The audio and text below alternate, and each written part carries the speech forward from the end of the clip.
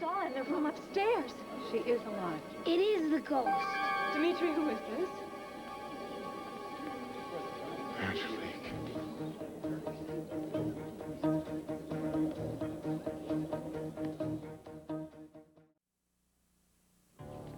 Angelique?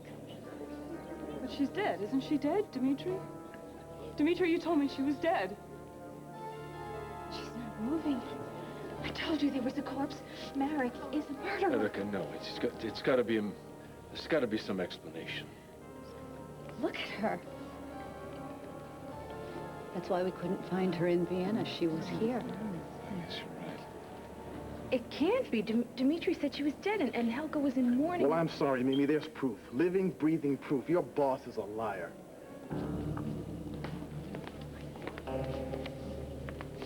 Are you mad? I mean, how could you take a comatose woman out of a sanatorium and bring her here to this party? Have you lost your mind? She is awake, Dimitri. Awake. After 15 years. The doctor said he could bring her out of her coma, and he succeeded. Oh, Helga, please. Please, for Angelique's sake, would you please get her out of here now? Look at her. How could you have done this? Look at her, Dimitri. Look at her. Her eyes. She knows what you're saying. She understands. My daughter is alive again. Our Angelique has come back to us. Look. Angelique.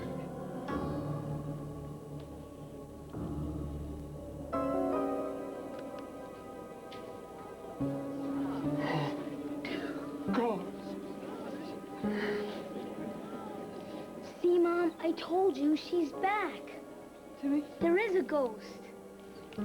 She's not a ghost. She's alive. She always was alive.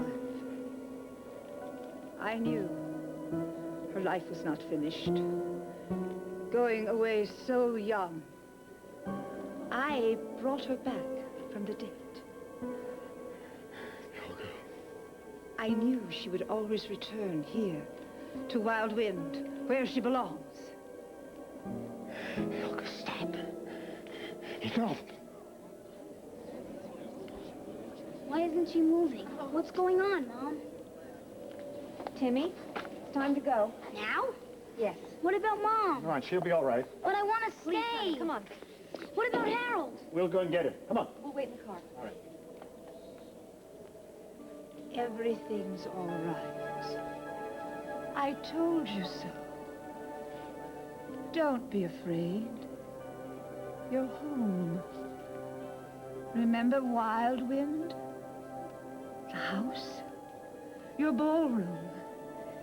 You danced here the night before your accident. You were so happy. This is your triumphal return. Helga, stop it. This is a time of celebration, Dimitri. The waiting is over. The suffering is ended. Our Angelique is back with us. I warned you not to get involved with her. You are an interloper. A substitute. Well, you've served your purpose. Your presence here is no longer required. Stop. I destroyed your wedding dress because I knew you couldn't use it. Dimitri has a one. Now and forever. Get out, Natalie. Get out. Get out! Go, let's go. Yes, yes. Take your friend with you. Stop. I put up with this. You stop it. Away from her! All right. Pulse is racing. We have to get her out of here. If you care about your daughter, stop the commotion. We must get her out of here. She needs air and she needs quiet. Come with me. This isn't happening. If it's happening, she's dead. Come on, let's get you someplace safe. Come on, Natalie, come on. please. Just come Please leave her alone. I love you. Let it go. You know that is true. Natalia, let me explain. Natalia! I'm fine, really. Well, I'm glad to hear that, but I want you to lie back down and relax. Chuck. Just listen to him, all right? Natalie, you have just experienced a great shock. I want you to relax for a few minutes, then Donna and I will take you back to our house. Timmy, where's Timmy? He's all right. He's safe and sound with Jeremy and Sierra. That's right, I knew that. Natalie! Oh, get out, right Marick. there. Look, I have a right to speak to her. I don't think that's what Natalie needs right now. Because I know what Natalie needs, the truth. We've seen your brand of truth. I am going to tell her everything. I am the only one that can explain this. Don't you think you've put Natalie through enough tonight? Look, I did not know. Why do we have to listen to this guy? He's only going to tell us more lies. Just give me a chance. You've had plenty of chances, and you blew them all. Just get out of here. Oh, this is my home. Look, just cool it, Marick, all right? Let him come in. Natalie, are you sure you want to do this? I want to hear what he has to say.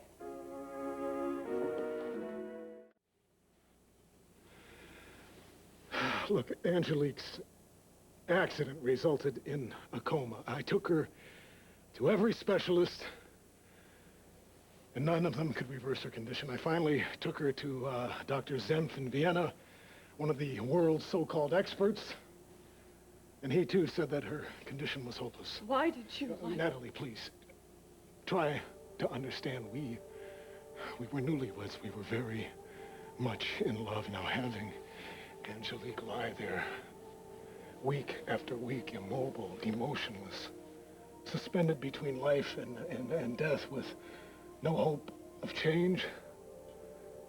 I mean, I prayed and I prayed that she would wake up, or for some movement, some sign that she was still there.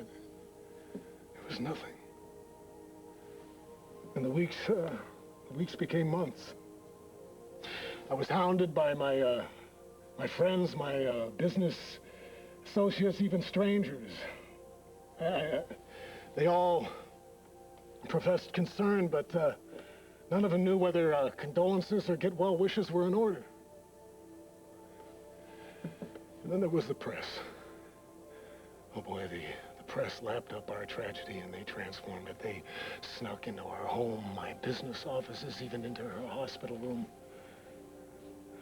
Thankfully, the loss of our child was kept a secret. Natalie, I mean, every time I turned around, there were cameras, there were questions. I mean, they wanted me to break down. I mean, they wanted another chapter in their tragedy. Everywhere I looked, there were memories everywhere, reminders of what I had caused. I had to live with that guilt. I had to live with that pain. My wife was gone. I mean, wasn't that punishment enough? Yeah, I didn't know if she was dead, if she were alive. If she did wake up, there was the probability of brain damage. I mean, and then there was the continued concern and the questioning. And the people that still wanted a piece of us, wanted a piece of our soul to sell their papers and their magazines.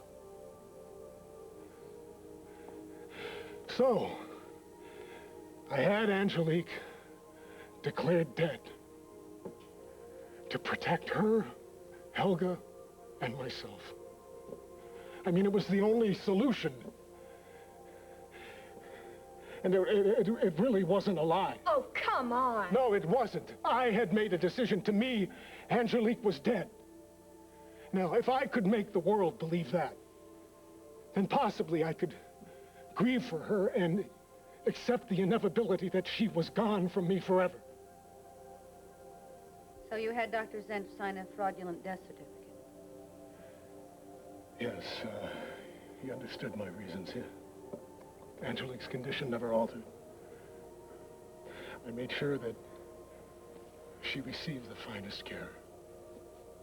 My friends believed that she was dead, and they grieved with me.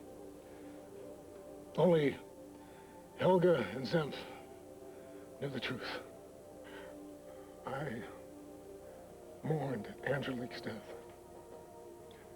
until you came into my life, Natalie, and I fell in love with you. Why didn't you tell me? I brought you to the house. I mean, it would have been futile. It would have been cruel. What about later when I was better? I thought that you would misunderstand. I thought that everything that we had, you would have think was based on lies that I had betrayed you. You were going to marry me when you already had a wife. I call that betrayal, yes. No, I was not going to do that. I had divorced Angelique. Hold it, Marick. I have a source in Vienna that tells me that while there was a divorce in the works, it was never final. What? It would have been, but it hit a bit of a hitch. And he says that even if it had become final, that would have come long after your wedding day.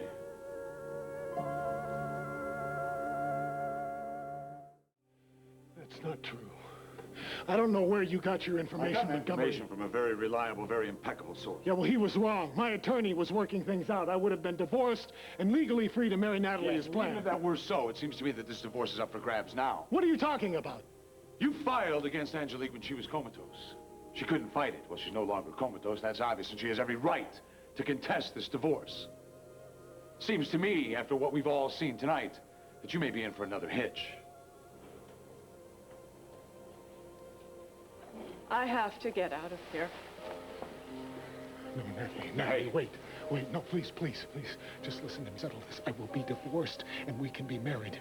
Now, you have to understand that I did this out of love for you, Natalie. Helga, that poor deranged woman, she was right. You never did love me. No, I do love you. I was just a substitute. You've got the real thing now. No, Natalia, I was trying to do the right thing for us. No, for yourself. Now, you can't possibly believe that I don't love you, not after all that we've been through. Donna, I'm going to go get some of my things, and then we can go. I'll come with you. I don't need to be cuddled. Natalia! All right. Please, hug! No! Hey, you are not going to stop. Even think about it.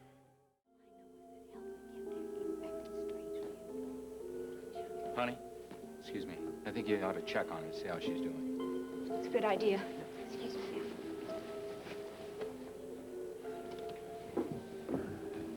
Oh, hi. Excuse me, Joe. Dimitri. Dimitri, your wife is resting comfortably, but you must see to it that she's protected from further stress. Could hinder her recovery. Well, Angelique's going to recover? I can't say to what extent without neurological testing, but she does seem fully aware of her surroundings. She's able to understand what's said to her and what's going around. Of course, she's a little bit disoriented at the present time. She is going to be normal? I can't make promises, but she does have minimal motor control. And I would say that with extensive therapy, prognosis is good. So you call me if you want to discuss therapists. Darling, I think really we have to go now. Yes, go. Chuck, we'll see you at the hospital? Yes. Right. Right after I take Donna, Natalie to our house. Well, good night, then.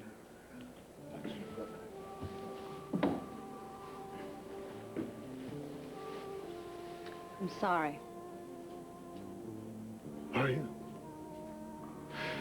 That I doubt. I mean, you don't know how I felt for Angelique, and you don't know how I feel for Natalie. I did not know about tonight.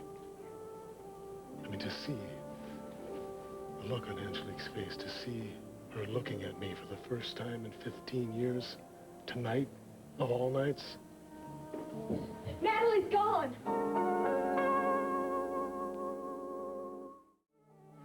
Where did she go? Dimitri, she's not here. Did you check for her car? Yeah, she must have taken it. No, wait. Just let me go! Maybe you don't get the message here, Marick. Natalie doesn't want to have anything to do with you. You're just going to end up hurting her more. This is all your fault, Dimitri. You stay away from her. Whatever you think, I love Natalie. Now, you have all been against us from the beginning. Yeah, for a reason. No, because of Trevor. Now, Natalie and I love one another. You have never understood her. Right, You never have. Let me just make this clear, then. I can get a restraining order if I have to. Yes, and I will gladly enforce it. In fact, if you don't back off now, I'm going to haul you into custody for harassment. Damn you. Go! Find her. Just do it quickly. Okay, we'll check our place, and we'll call Jerry and Sarah. Come on, Yeah, me and Tom. I'll check Valley in. Come on.